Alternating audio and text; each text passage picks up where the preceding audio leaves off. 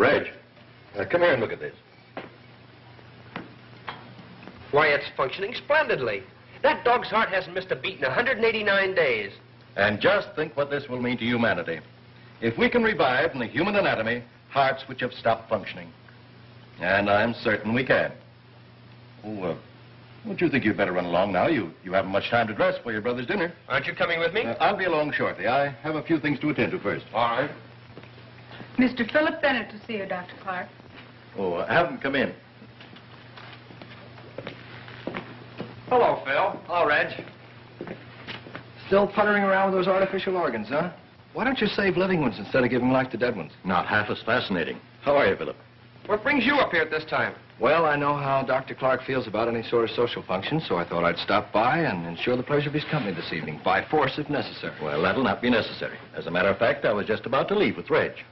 I wish I weren't so squeamish. I could be working here right now with the great Dr. Clark. What's wrong with being third vice president of Dad's bank? Oh, just a sinecure, that's all. I'd give anything to be doing the kind of work you're doing, experimenting with the unknown. Well, perhaps you should have finished your medical course. Who, him? You should have seen him the first time he walked into a dissecting room. He knocked 6 students over in his haste to get out. Can't stand the sight of blood. Does something to me inside. Just a softie. A rather commendable trait. Shall we go? All right. I'll drop you off at the apartment, give you a chance to change into your dinner clothes. Oh, I knew there was a catch to it.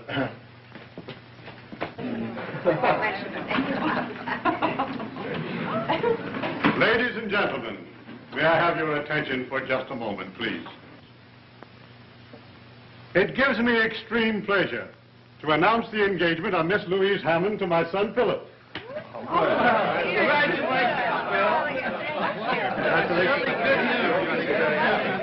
Congratulations, Philip. You're a lucky fellow, Philip. If Louise hadn't fallen for you, I might have stood a chance. Reggie's in love with you, you know. Fine situation, isn't it? My brother in love with my future wife. At least it'll ensure harmony in the family. Oh, that's a consoling thought. Oh, I'm sure you'll survive the blow without any severe damage. I'm wounded for life. I've already resigned myself to the life of a bachelor. They make a charming couple, don't you think, Professor Toller? Perfectly suited for one another. Right. Besides that, they're very much in love. I think that's rather important, too. But then, anyone could see that at a glance, especially a great psychoanalyst of your reputation. Well, I didn't think it necessary to mention the obvious. Forgive me, but I keep forgetting that you deal mainly in repressions. Have you encountered any new ones lately? You'd be amazed the number of persons who suffer from repressions without even being aware of them. You know, they're prone to blame their misfortunes and unhappiness on, anything from indigestion to the neighbor's piano playing, without realizing that's something that they innocently carry up here. And how do you manage to drag it out of them, Professor? Merely by permitting them to talk about themselves. Strictly between ourselves. Don't you think that a bicarbonate would be a quicker and much more effective cure? My dear doctor, you constantly belittle my profession without making any effort to understand what it's all about.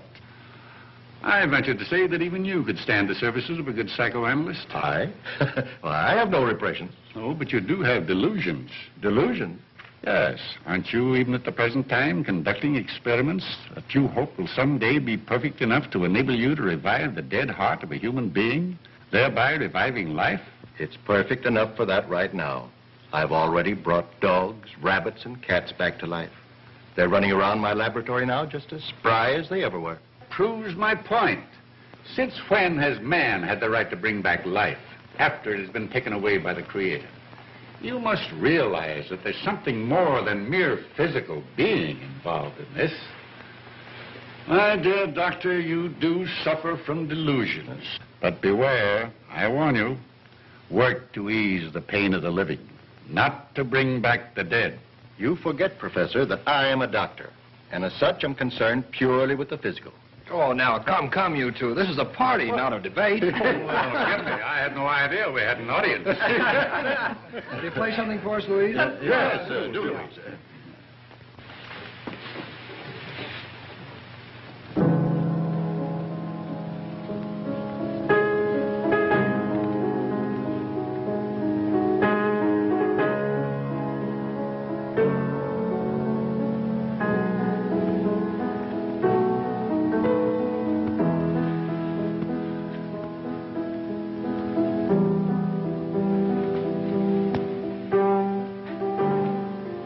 Dies at midnight.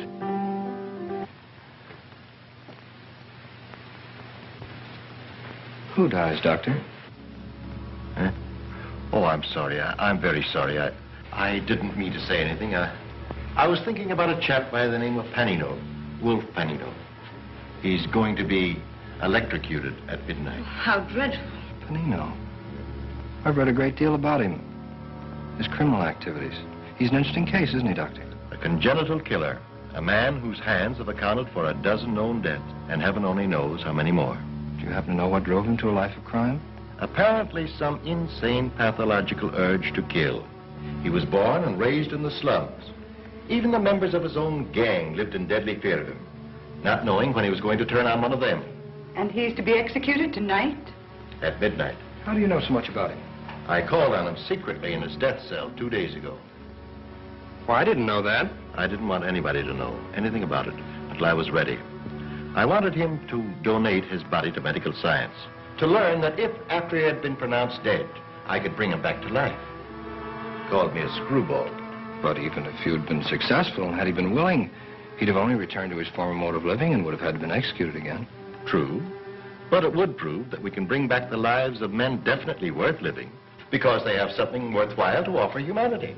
Yet there is no proof that any man, once brought back from the dead, would return to his old mode of living. I'm beginning to believe the professor subscribes to the theory of transmigration of the soul. Transmigration is something that is beyond our knowledge in our present form. I do, however, believe in the immortality of the soul. No. Professor, would you have me worry about the soul as well as the body? I must say, this is a cheerful discussion for our engagement party. Let's drop it and have some fun.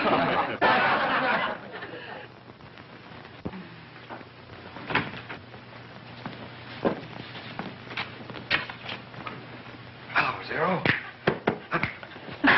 Boy, thought you'd be asleep by now. I can see where you're going to spoil him terribly. Oh, don't worry about that. We're great pals. We understand each other thoroughly, don't we, huh? I guess it's time your Aunt Margaret took herself off to bed. Now, don't stay up too late, you two. No, I've got to leave right away. I've got an early appointment in the morning.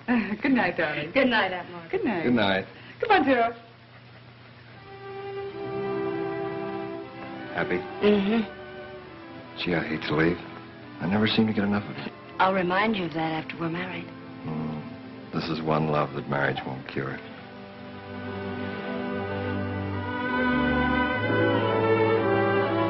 Good night, dear. Good night, darling. Night. Good night.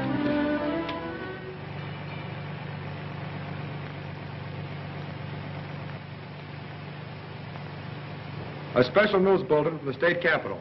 Governor Mason has refused the plea of Wolf Panino's attorneys for a last-minute reprieve, and the killer will be executed at midnight tonight. Well, it seems we're always the last ones to leave. I'm afraid we've outworn our welcome. Nonsense. You two are my dearest friends. You know, you're welcome here anytime.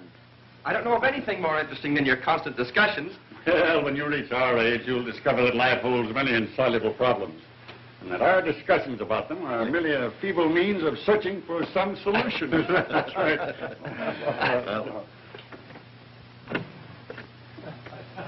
Good night.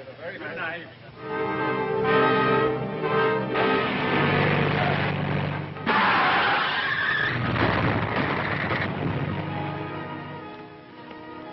Why, it's Philip's car.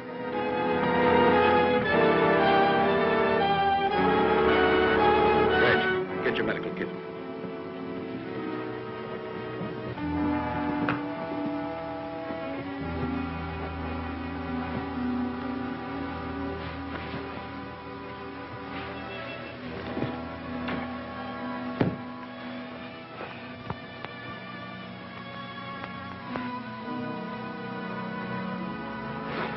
Here, Doctor.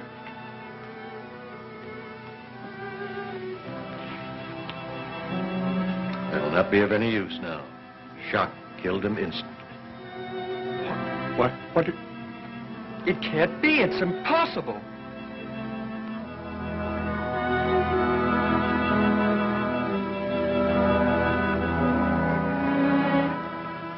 Doctor, you said you could bring back life to dead hearts, make them beat again.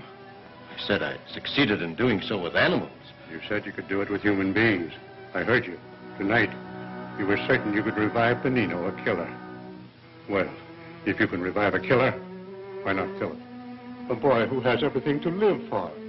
You said your ultimate desire was to restore the lives of those who are worthwhile. Well, here's someone worthwhile. Restore him. I can make the heart function again, only if none of the other vital organs have been injured. You said he died of shock. Yes, yes. But I'd have to be certain, very certain. Oh, for heaven's sake, Dr. Clark, we can make certain of that in a few minutes. You know we can. Every moment counts. Yes. You've always wanted an opportunity. Well, here it is. Oh, no, let the dead stay dead. He is my son. I want him to live. Well, Doctor? Very well. I'll try. I'll get my car and bring it around to the house. Yes, hurry, hurry. Panino refused me. And now...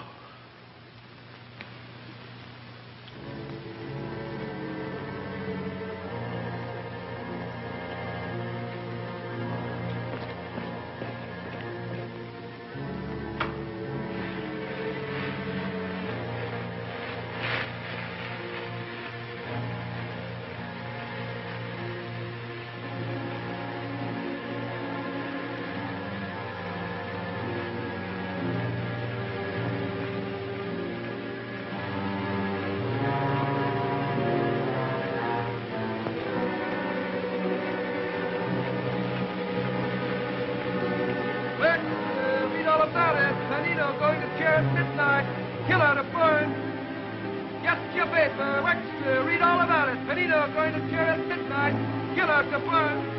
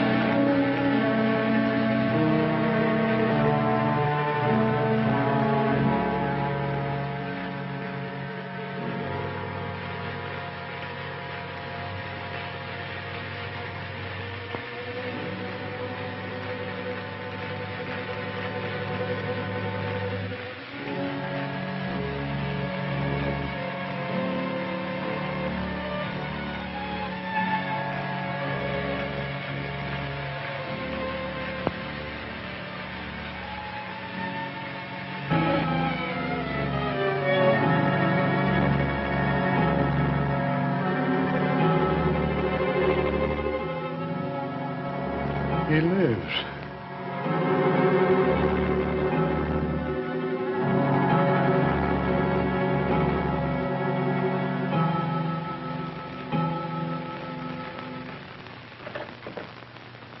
How do you do, Professor Toner? Is Mr. Bennett in? He's in the drawing room, sir. Oh, all right. Thank you, sir. Well, how are you, Hobart? Hello, Red. Hello, Professor. Sit down. How is he today?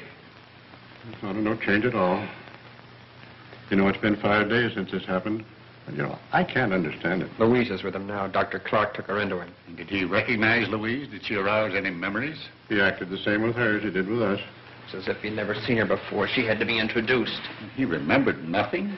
We had to tell him she was his fiancée. Does she know the reason? Not even she must know. No one must know the truth. Remember that. We're telling everyone he's suffering from amnesia caused by the accident. Yes, it's better that way. If the truth were to become known, the world would look upon him as a ghostly freak. Dr. Clark has agreed to say nothing of this. In fact, he prefers it that way. He wants to study the results of his experiment even before announcing it to the medical world. Well? Hello, Doctor. Hello, Professor. How is he? Physically, he's all that could be desired. He's as well now as he ever was in his previous existence.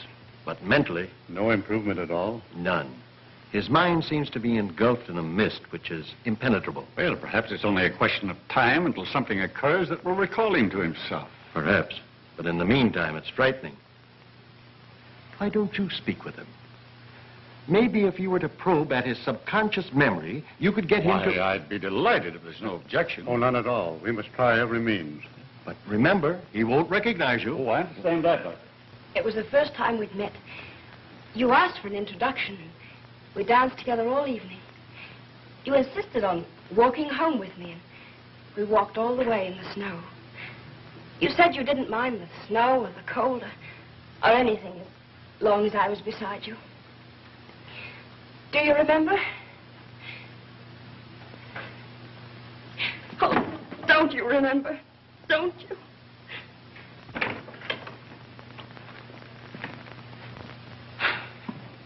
He's been standing like that ever since you left. I want Professor Toller to talk to him alone. I understand.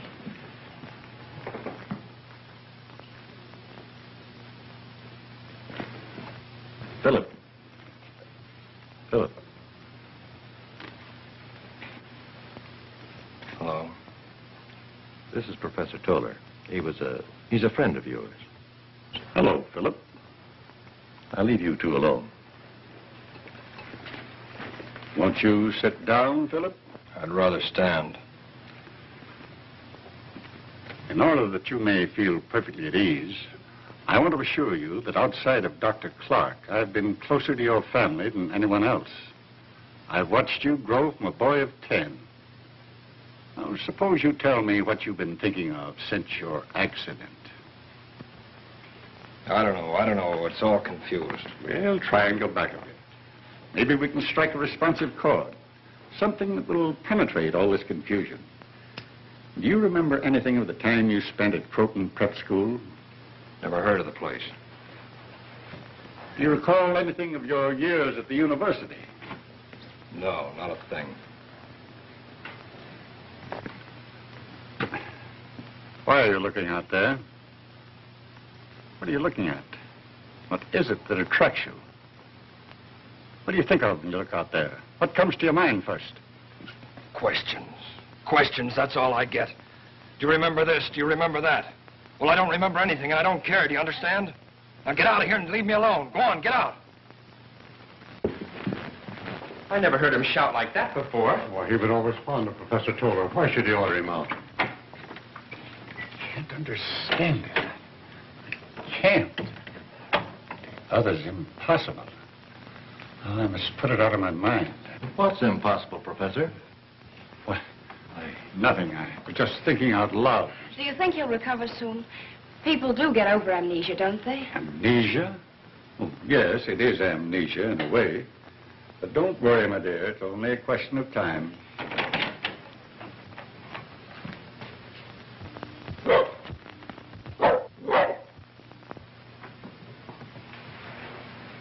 I'm going out for a walk. Tired being cooped up in there. Well, I think it'll do you good. I'll go with you. I'll go alone if you don't mind. Oh, of course. But you can't. You know, not after your memory and all that. Well, someone must go with you. No one must go with me, I insist on it. But Phil, for heaven's sake, leave me alone. If I want to go out by myself, I'll do so. What?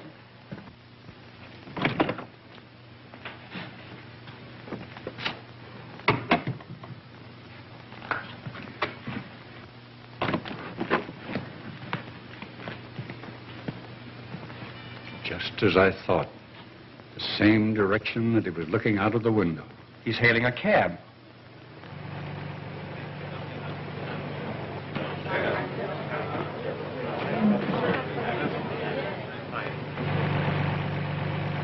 Keep on driving till I tell you to stop.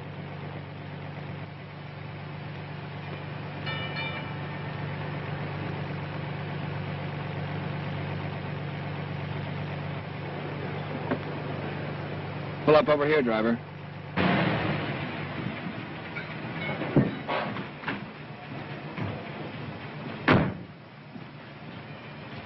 All right.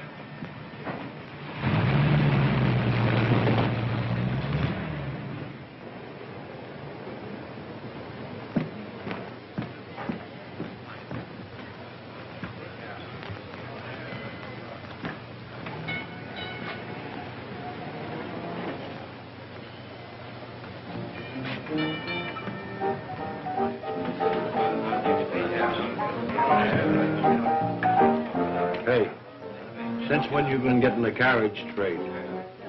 I never saw him before.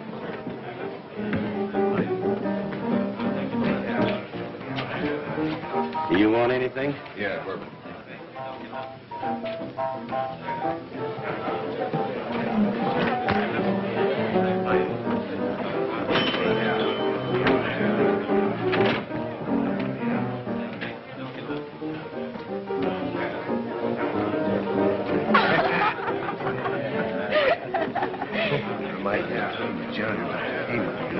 His sister was out in the area.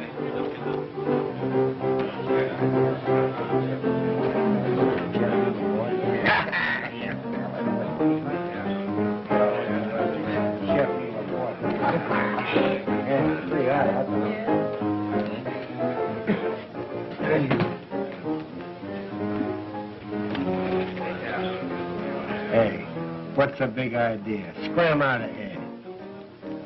We're old friends. We'd like to be left alone. All right, boys.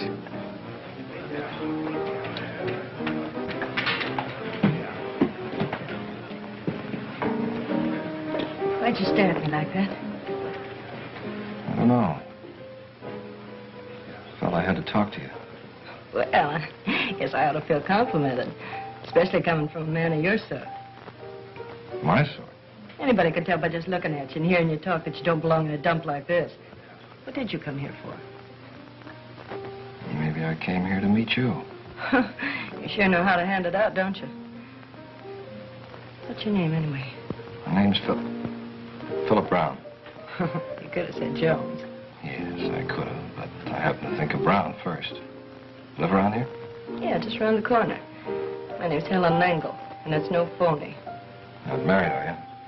Are you taking the census around here? No, just curious. Well, I met a lot of funny ducks in my day, but you sure take the cake. Maybe you might be interested to know that I was sort of engaged until a few days ago. Yeah, to Wolf Panino. What happened? Did he walk out on you? Say, don't you read the papers? He was burned. Sent to the chair. They called him a killer. What a very nice guy to have as a husband. Oh, I don't know. Treated me nice enough. Of course, sometimes I think he talked about getting married just to make me feel good. You know, respect him. Kind of fond of him, huh? Yeah, I was. Well, here I am back in circulation again. Must get kind of lonely at times. I'd like to see you often. Kind of sudden, ain't it? No, I don't think so. You know, I feel as though I've known you for a long time. As if we were friends. Old friends. Strange, isn't it? Yeah. That's funny. I feel the same way about you. Come back. Hi, Bill. Hi, Gippy. Well, Helen. Hello, Gippy.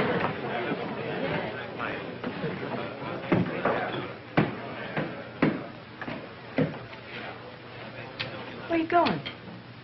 Up there? I wouldn't if I were you. Why not?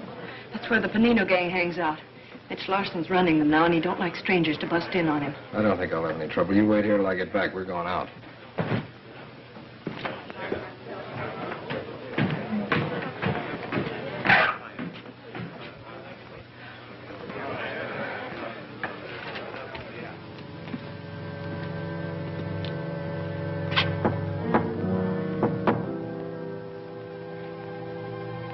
Who can that be?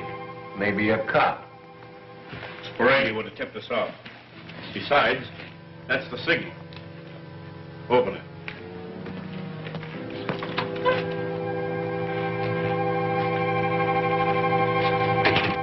How'd you know the signal? Signal? Yeah. You knocked too long and too short. Did I? I wasn't aware of it. I just knocked. What do you want? I thought you might need some help. I came to join up with you. Come to join up with us, huh? Just like that. What do you think this is, Boys Town? How do we know you're not a dick? You don't, yet. What are you trying to pull off here? Go on. Get out. Beat it. Don't. Don't. Don't.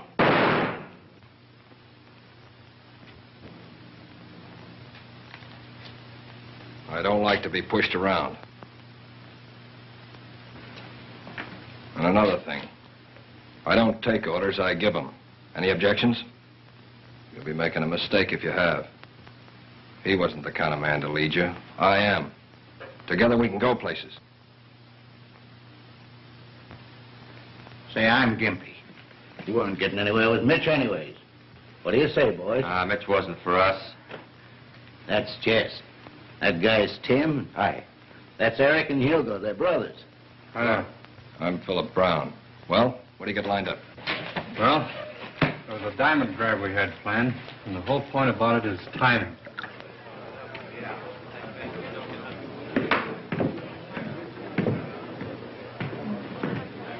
Well, what do you know about that? I thought Mitch would kill you. I was just waiting here to find out one way or the other. It's the other. There's no more Mitch. Are you kidding? I'm heading them now, just like your old friend Panino. Joe, what? Mm-hmm. Say, just who are you, anyway? I told you. Yeah, I know, Philip Brown. Well, whoever you are, Mr. Brown, you sure got what it takes. I got what it takes where you're concerned. Suppose you find out for yourself. I will. Come on, let's get out of here.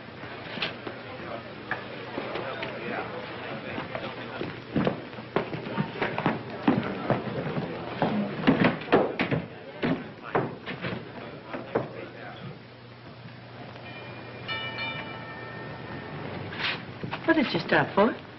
Strange. I feel as if I'd been here before. Well, that is funny. I live in this house. Let's go in. Well, say, we going out first? Well, there's plenty of time for that right now. I'd like to see your place. Mind? You don't waste any time, do you? Well, all right. But don't forget, I'd like to go out.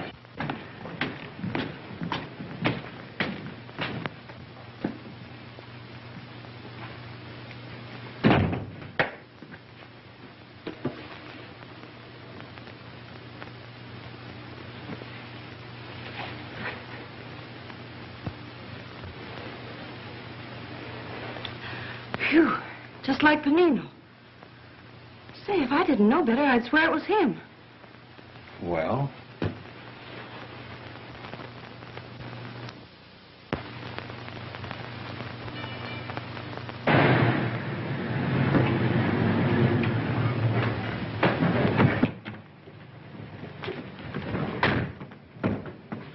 Sit there and keep it running.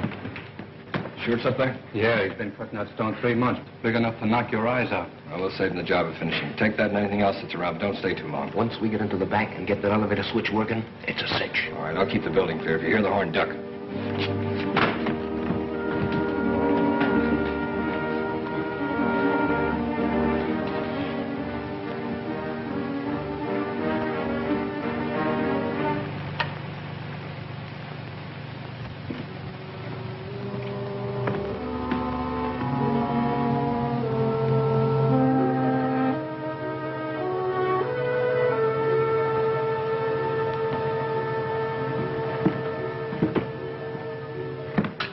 Match, officer? Sure.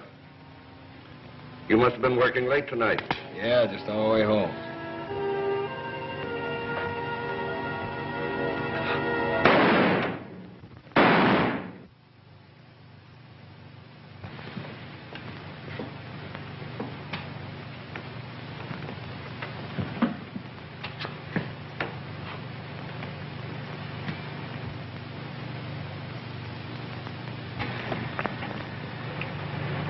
Big haul, eh?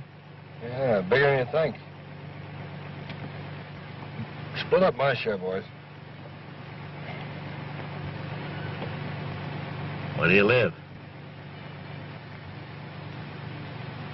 I didn't mean to nose into your business. I just thought I'd drop you off. Drop me at the next corner. You mind if I say something? No, go ahead. It's bad business shooting a cop, especially when you don't have to. If you didn't know there was anything wrong, you'd have passed by in a minute. I imagine he would have. Makes me feel good inside. That's funny. Panino used to say the same thing. What's that? Oh, nothing.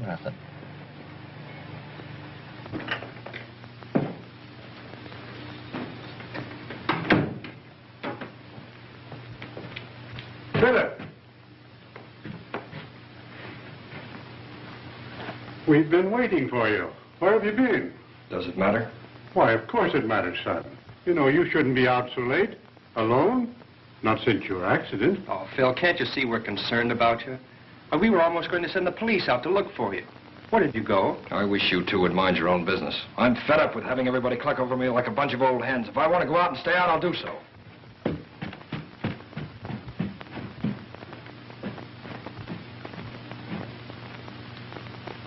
A crime wave which has aroused the entire city. During the past 2 months, 10 men have been killed indiscriminately. Officers, watchmen, spectators. The cold-blooded callousness with which these crimes were committed have caused both police and newspapers to compare the mysterious leader with the deceased Panino. Early this morning, 2 former members of the Panino mob, Jess Fowler and Tim Martin, were questioned by police and stated that the Panino mob had dispersed after Panino's electrocution. A special squad under Lieutenant Detective Bradley has been assigned to apprehend the criminals and... It's 2 months now. 2 months. And his conduct becomes more and more extraordinary. Sometimes I can scarcely believe he's my son. Is he still so brusque? That's putting it mildly, Doctor. I hate to admit this about Philip, but he's often downright offensive. He seems to have no consideration for any of us. I wonder what he does when he leaves the house. I wish I knew. Sometimes he's gone for days at a stretch, and when he returns, he refuses to tell us where he's been. He insists it's none of our business. But it is. It is. We may find in these mysterious disappearances some explanation for his unusual conduct. We must find out where he goes and what he does. Doctor, is there any earthly reason why Philip shouldn't recollect something of his past? I'm frank to admit that I'm completely mystified by it. Surely Professor Toller must have some idea of the cause of Philip's strange behavior. I've asked him repeatedly. Yes? Well, it may be only my imagination, but it seems to me that every time I question him, he seems to be ill at ease and refuses to give me his opinion. Why? Well, I've no idea. As I've said, it may be only my imagination. However, he was most anxious to hear all about Philip and made me promise to keep him informed about his conduct in the future. Hello there. Hello, hello. Hello. How was the shopping tour? Wonderful. Terrible. Take my advice, Dr. Clark. Never go shopping with a woman. They ask your advice about one thing and then turn right around and buy something else. Where's Philip? In the library. Is there any change? No, dear. I'll go in and talk to him. I've been meaning to ask you this. It's about the plans for our marriage.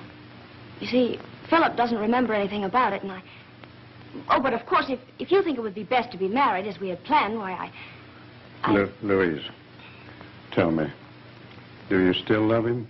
Well, I think I do, only he's so different. He doesn't seem to be the same Philip I knew. Then I think we should wait until he's fully recovered. Yes, that would be advisable.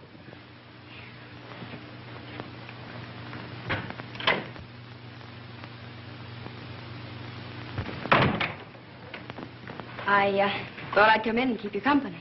Nice of you. I wondered where you...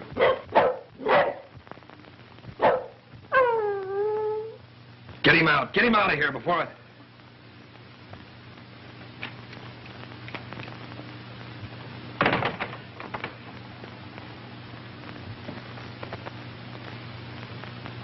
I'm sorry, but that dog, it bothers me. I didn't mean to explode. It rather startled me, too. Please, sit down.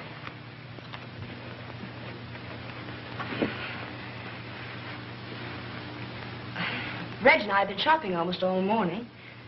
You've seen quite a bit of my brother, haven't you? Why, yes. He's such fun. We met quite a few of your friends. They all asked about you and wanted to know when they could come and see you, but Reg thought it better to wait until you had fully recovered, and I... What's the matter, Philip? Why do you stare at me like that?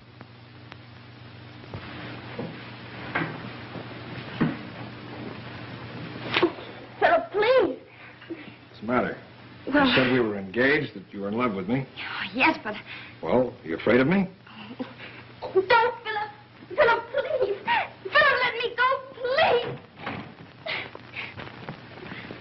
Well, what is it? What happened? Nothing yet. Maybe that'll teach you to mind your own business. Philip, how could you? Oh, Reg. I tell you, that guy gives me the creeps. I'd give my right arm to know who he is. If you ever found out, it'd cost you more than that. He must have plenty of cash. Never once takes his cut. You'd never figure a guy like that would have a hunk of ice where his heart ought to be. It's a funny thing, but every time he walks in that door, I think of Panino. That's why he gives me the creeps. He uses his rod like Panino did. Doesn't care how often it goes off or in what direction. Oh, well, what's the difference who he reminds us of? You got something there. A couple of more months like this, and I'm going to buy a farm somewhere and retire. Hey, what's keeping you, though? He'll be up in a minute. He's downstairs with Helen. I don't know any more about him than you do. He just won't spill. You know, you think being as close to him as you are, you'd at least know who he was. He ain't the talking kind. Except when he makes love, and then he sticks to the subject. He's sure strong for you. Oh, I don't know. Sometimes I think so. Sometimes You see, I don't give a rap about who he is. That's his business. The thing that burns me up is that he never takes me anyplace. I think he was afraid to be seen with me. Here he is now. Waiting long? Oh, I don't mind. What else have I got to do? Boys upstairs? Yeah, I'll go up with you. No, you stay here and keep Helen company. I'll be down in a minute. Sure. Look at the tourists coming in to see how the other half lives. If you call this living. Be back in a minute. Looking for someone? Yes. My son, Philip Bennett. He just came in here. Who? Philip Bennett. He's very well dressed, a double-breasted blue suit and a dark hat. He came in just a couple of minutes ago. I think you must be mistaken. Nobody like that came in here. We're positive. We saw him enter. I said nobody like that came in here. You made a mistake. Your eyes must be playing you tricks. Now beat it. Dwyer? Never mind.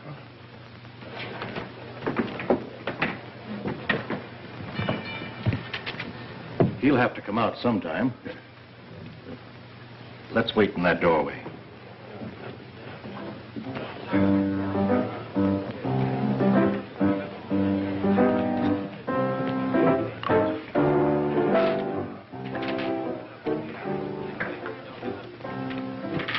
The mystery's over. Huh? Did you recognize that tall gent? He ain't exactly in my social circle. His picture's in the paper, plenty. Hobart Bennett, President, City Security Bank. Big Chief Blue Blood. What's he doing here? Looking for his son. The son here? Yeah. You don't mean it. Yeah. Wow. Are you going to tell him his father was here? Me? You think I'm crazy? I ain't sticking my neck out.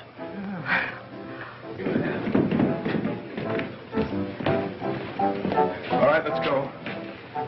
See you later, Hugo. Yeah.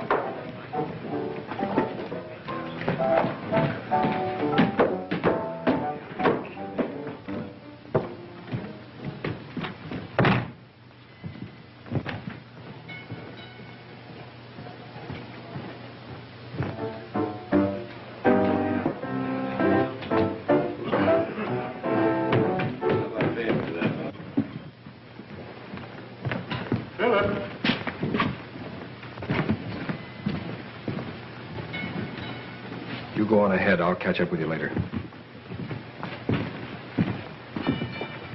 What were you doing in a place of that sort? Who told you to follow me? You haven't been yourself these past weeks.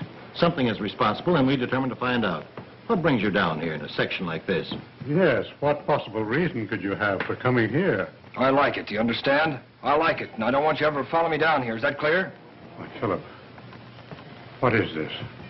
What is it? If you're in trouble, all you have to do is confide in us. Of course, I realize you're not yourself yet, but your conduct is reprehensible.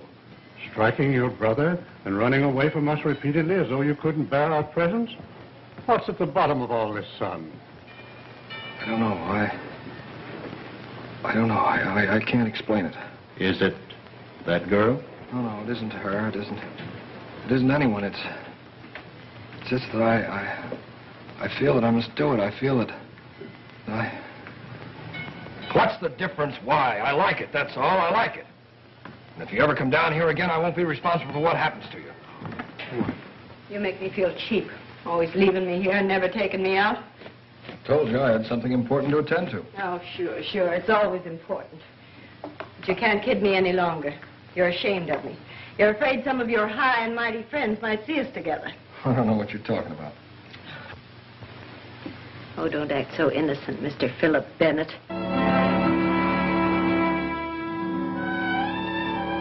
What name did you say? Philip Bennett, that's who you are. And one of those two men was your father. You needn't try to kid me any longer. Gosh, just imagine, Mr. Philip Bennett, leader of the Panino mob, and my boyfriend. Huh, that's a laugh. You're mistaken. Oh, no, I ain't. Hugo told me. Your old man came in to spray and he's looking for you. Hugo recognized him. Seen his picture in the paper dozens of times. Why didn't Hugo tell me? Well, he figured that if you wanted to keep it a secret, he'd string along with you. see. Of course, I wouldn't tell anybody. You know you can trust me, don't you, Phil? Sure, of course. And just to prove that I'm not ashamed of you, I'm going to take you out.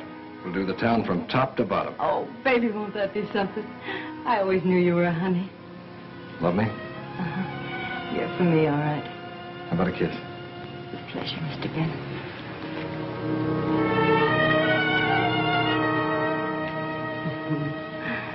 I really go for you, Phil. I really do. More than I ever went for anybody before. Phil, how's it taste? Your hands. You're choking me. I know.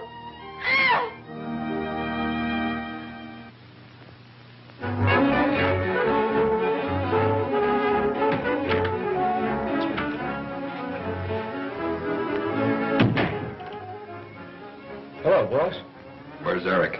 Oh, down the street getting some sandwiches. Why don't you stick around and have a bite with us?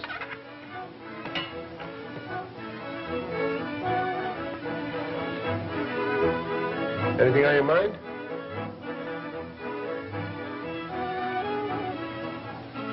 Yes. Why didn't you tell me my father was asking for me? Now, wait a minute, boss. I didn't tell anybody. You told Helen? Yeah, but she was with me when he came in. I didn't tell nobody else. I swear by all that's holy I didn't. On my mother's grave, I swear it. Nobody will know, not even Eric. Don't, boss. Don't!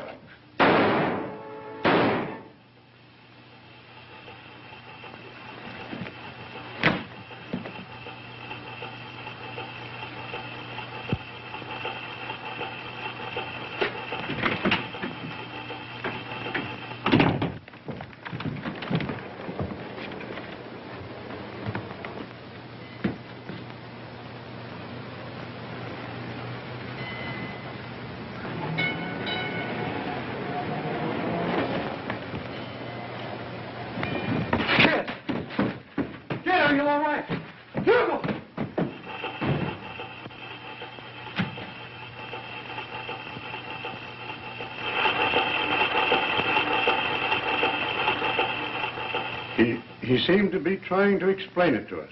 It lasted for only a moment, and then he shouted at us to leave him alone. And even threatened us if we attempted to follow him again. Surely, Professor, by this time you must have some opinion regarding the cause of such a complete transformation. Yes, I have formed an opinion. A hypothetical one, purely. Yet one so fantastic, so inconceivable, I hesitate to tell it to you.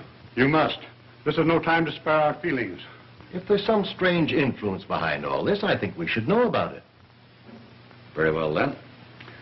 Ever since I first met Philip after his new life, I've been poring over these. And what has this to do with Philip? They all dwell at great length on one subject in common, namely transmigration of the soul.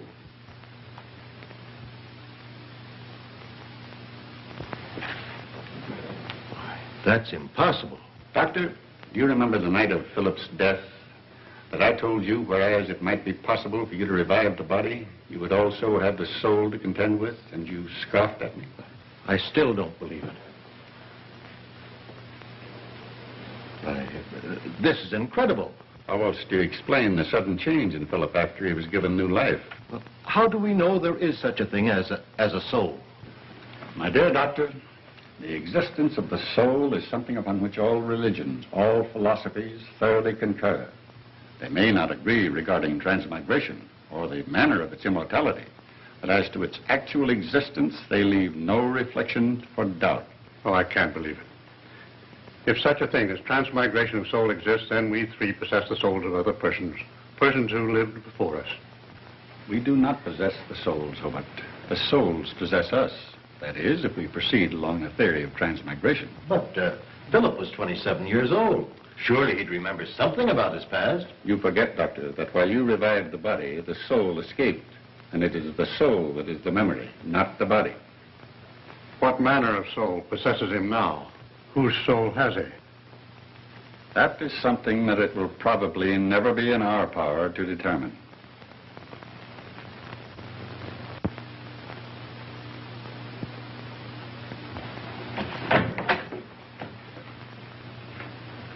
All right. Never thought you'd be calling to see me of your own accord.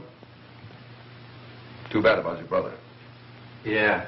Nice funeral they gave him. Anybody be proud of that? Yeah.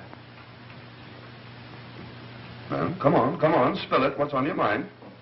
I want you to get the guy that killed Hugo. Now, don't tell me you want us to find out who he is. No, I know who he is. That's why I'm here. Are you getting soft? I thought you boys always took care of those little matters between yourselves. We usually do. But this is different. I got my reasons. You remember that Helen Langle was killed on the same day as my brother? Well, the same guy did it. You interested? Go on. Maybe you'd be more interested if you knew it's the same guy you've been hunting for weeks. The one that's behind all these robberies and killings. Sit down. What's this fellow's name? Don't laugh when I tell you. I don't see anything funny about this. Well? Philip Bennett. Never heard of it. The society boy. His father's Hobart Bennett, the banker. That Philip Bennett? Oh, you're crazy. I told you not to laugh. Look, if this is a game, I don't get it, and believe me, I don't appreciate it either. Do you see a grin on my puss? I'm giving it to you straight. He's heading a Panino mob. Tell me what you know. He walked in on us a week after Panino got burned. Knocked off Mitch Lawson and took over. Told us his name was Philip Brown. What did he knock Mitch off for? He don't need no reason to knock anybody off. Real bad, huh? You ought to know. He gives us all the willies. Works just like Panino did. What makes you so sure he's Philip Bennett? Hugo recognized his old man when he came around Sporadies looking for him. Hugo told Helen. That's how come they both got it at the same time. You still got your good health? He didn't know it. Hugo told me, too. Or else I wouldn't be sitting here. How come you didn't take care of him yourself? Too easy. This way his whole family faced. I'd feel a lot better. Why should a young society boy like Philip Bennett be mixed up with your sort? That's the one thing I can't figure out. Maybe it's thrills, I don't know. Some of those guys will screw you in a bat. Yeah, it don't make sense. Maybe he's too big for you to touch, huh? You know better than that. But what evidence have I got other than your word, which is nothing but the word of a gangster? I thought of that. That's why I waited till now. I just left him. Yeah? We're pulling a job tonight. And if you caught him actually at the works, you wouldn't need anything else, would you? No, that's all I'd need. And you'd take care of me. You know what I mean? Well, I'll do what I can. Miller's Warehouse, 8th Street, 11 o'clock.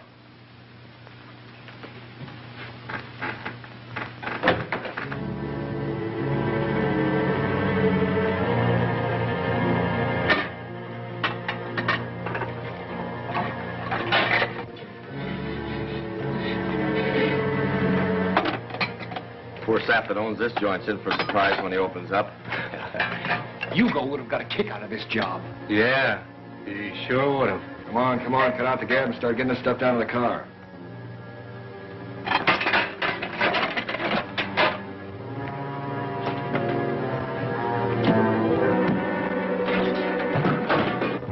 Cops are coming up.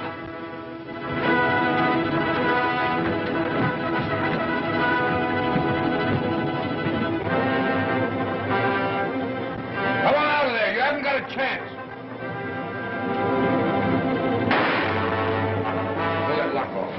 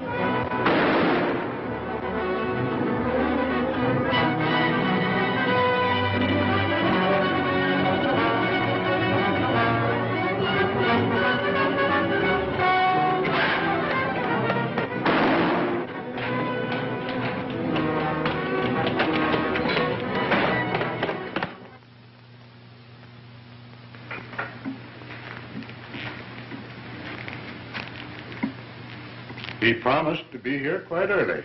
Perhaps he forgot. Perhaps. But I reminded him again this morning. Oh, I'm sure he'll be here. Well, here he is now. Happy birthday, fella. Huh? Oh, thanks. We've all been waiting for you. I'm sorry I'm so late. Well, I'm glad you remembered, son. I was beginning to fear we might have to celebrate your birthday without you. I got here as fast as I could. Yeah, you're all out of breath. Congratulations, Philip. Yes, mine also. Thanks. I'll be down in a minute. I want to clean up a bit. Go right ahead, but don't be too long. I've had my eye on that cake all night. Well, I'm glad he got here.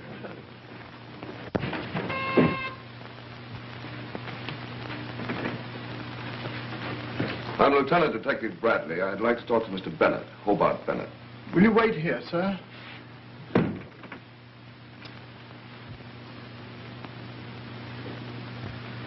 I beg your pardon, sir, but there's a Lieutenant Bradley of the police to see you.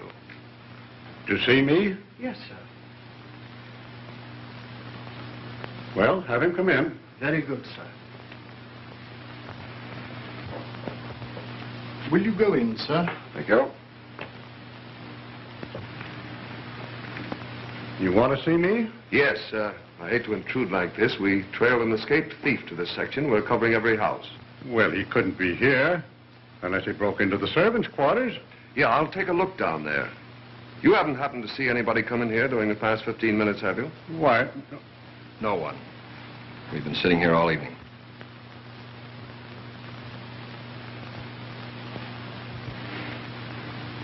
Oh, my eldest son. Philip, this is Lieutenant Bradley of the police. How are you, Lieutenant? You've been here all evening, have you? Yes, we're celebrating my birthday, as you can see. Say, that cake really looks like something. Isn't it about time you were cutting it up? Well, we're sort of waiting for midnight. See, everything of importance sort of takes place at midnight. New days, new years, births, deaths. Why is that, Lieutenant? I don't know. Strikes me one time is about as good as another for births and deaths. I think the mystery story writers have over-publicized it. However, there's something intriguing about the term midnight. Well, just to show you we don't hold on to superstition, we'll cut it up right now. You'll stay and have some, of course. I don't know if I can. Well, maybe just a minute. Good.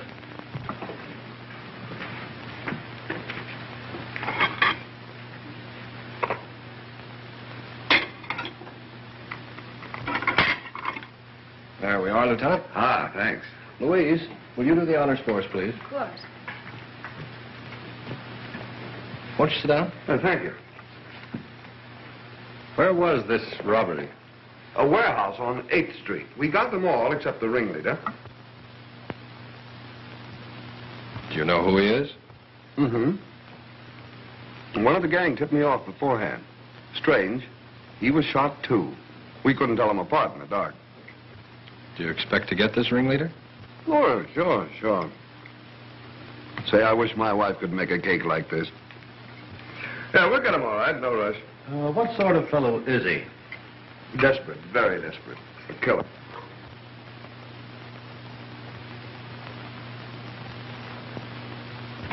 I've got to watch my diet. I can't eat this. Yes, this fellow's a real killer, all right. The funny thing about it is, he works just like Wolf Panino.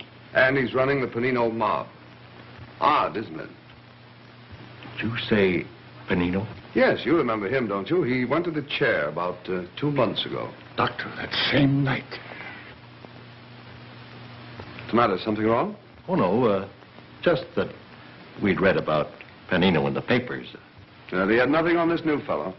Oh, now that I think of it, he has the same first name that you have, Philip. Philip Brown. Probably not his right name. Probably a phony. Maybe you remember reading about that boy and girl that were killed down the east side last week. They found out his real name, so he killed them. Some relative innocently went down to the place, and that's what gave it away. Where was this place? Oh, you never heard of it. It's down in the slum section. A place called Sporades. Sporades.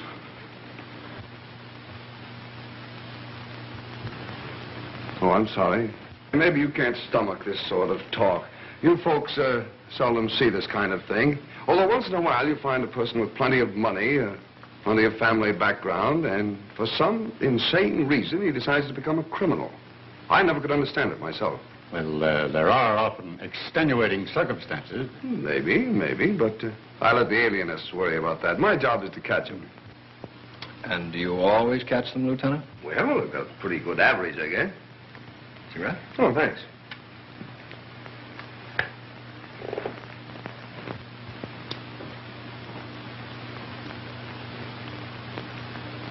You, something stuck on your shoe. Oh, so there is. If I'd known that, I'd have changed them. Must be some mud. It looks like tar.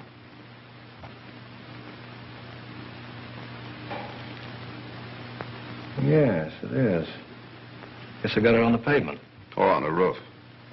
Roofs are covered with tar.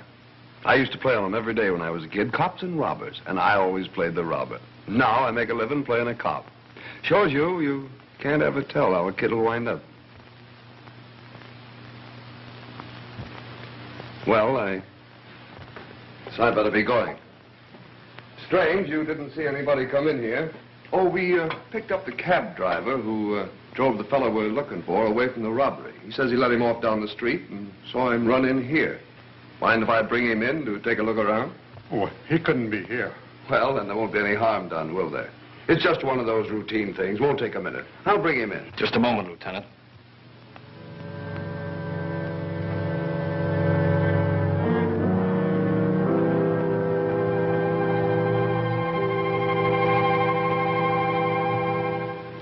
In case you didn't know it, the house is surrounded by police. I assumed that much. That's why I want you to help me. Help you? Yes. Go to the door and order them away. You and I will wait here for a while, and then we'll leave together, in case they don't obey. That would work all right, except, what if I refuse to order them away? You forget you told me the fellow you're looking for is desperate. Very desperate. Philip, you can't. You must... Oh, Philip, stop! Quiet. I haven't much patience, Lieutenant. Well, I haven't any alternative, have I? Yet I could just sit here and think it over for a moment, couldn't I? Yes, you could. But after a while, the police would become concerned about you and break in.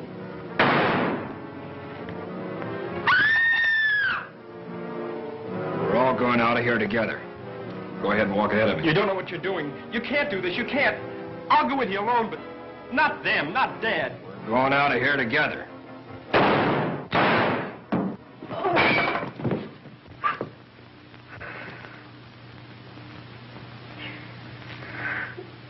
I had to do it, even though he was your son. He wasn't my son. My son died 2 months ago.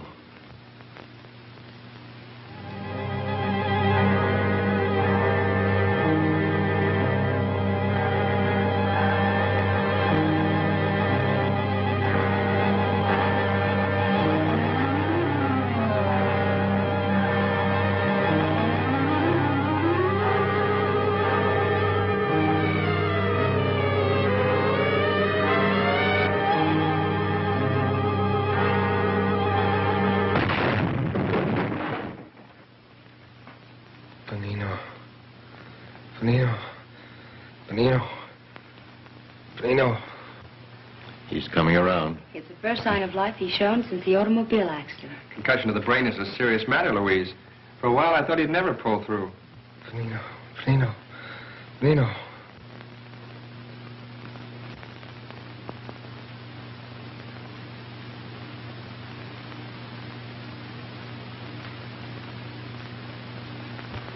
Thank heaven he's coming out of his coma at last. Now, don't try to move. Where? What? You've been in a coma for 4 days, ever since your accident. Darling, I'm so glad you're better. So glad. You'll never know how glad I am. A nightmare. A horrible nightmare. What is it, darling? Nothing at all.